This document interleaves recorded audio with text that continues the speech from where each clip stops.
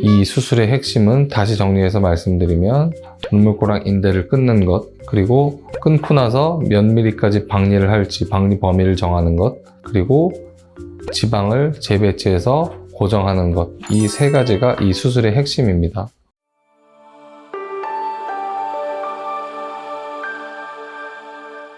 제가 하는 눈밑지방 재배치 수술 방법과 병원마다 다르게 사용되는 눈밑지방 재배치 수술 방법의 차이점에 대해서 말씀드리도록 하겠습니다.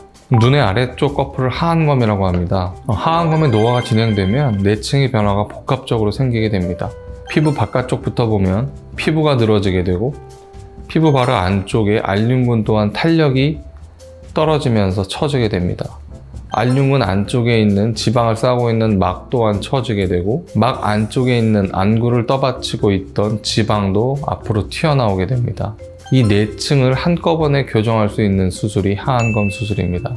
이 하안검의 노화를 해결하기 위해서는 이 네 층 모두 적절하게 해결을 해줘야 됩니다. 하지만 노화는 안쪽 층부터 일어나게 됩니다. 지방이 먼저 튀어나오게 되고, 지방을 싸고 있는 막이 느슨해지고, 그 다음에 근육이 느슨해지고, 제일 마지막에 피부가 튀어나오면서 주름이 생기게 됩니다. 당연히 이 모든 층의 노화가 심하면 바깥쪽에 흉터를 만들면서 수술하는 이 네 층의 변화를 모두 해결을 해줘야 되는 하안검 수술을 해줘야 되지만, 이 노화가 아주 심하지 않으면 이 지방층과 지방을 싸고 있는 막만 해결해줘도 되는, 흉터를 남기지 않는, 결막을 통해서 수술하는 눈밑지방 재배치만으로도 아주 좋은 결과를 만들 수 있게 됩니다. 결국 수술의 핵심은 박리 범위와 재배치하는 지방의 처치 방법입니다.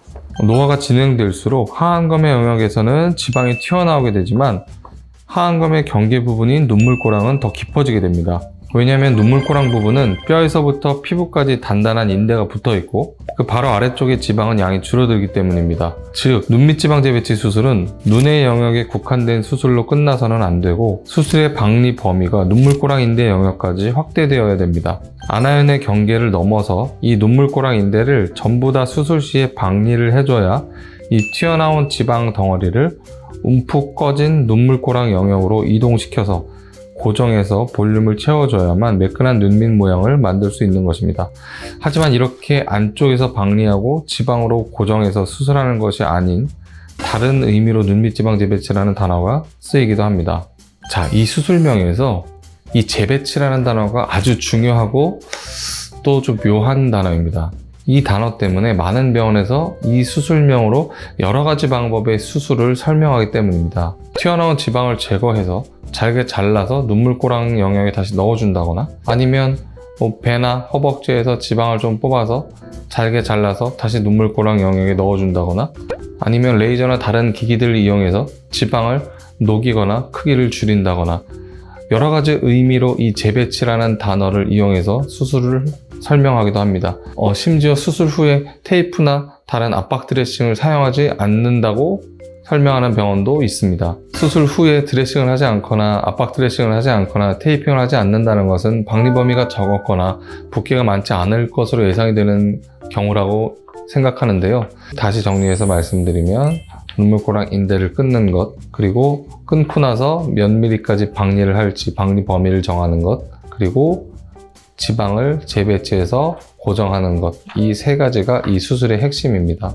그리고 저는 눈 밑에 있던 지방을 혈관을 포함해서 위치를 이동시키는 수술을 눈밑지방 재배치라고 설명을 하고 수술을 하고 있는데, 만약에 지방을 빼서 아니면 다른 곳에 있는 지방을 뽑아서 잘게 쪼개서 지방을 넣어줬거나, 이것도 지방의 위치가 변한 거니까 지방 재배치라고 설명을 하고 수술하는 병원이 있다면, 아니면 레이저나 다른 기구를 이용해서 지방을 줄이거나 녹여서 지방의 위치가 좀 변했다고 그거를 지방 재배치라고 설명하고 수술하는 병원이 있다면 수술 후의 결과가 비슷할까요? 자, 지방의 알갱이를 작게 해서 위치를 이동시켰다, 지방에 열 에너지를 가했다, 그 자체만으로도 지방은 흡수율이 올라갑니다. 그 눈물꼬랑의 볼륨을 채우는 효과를 기대하기가 어렵습니다.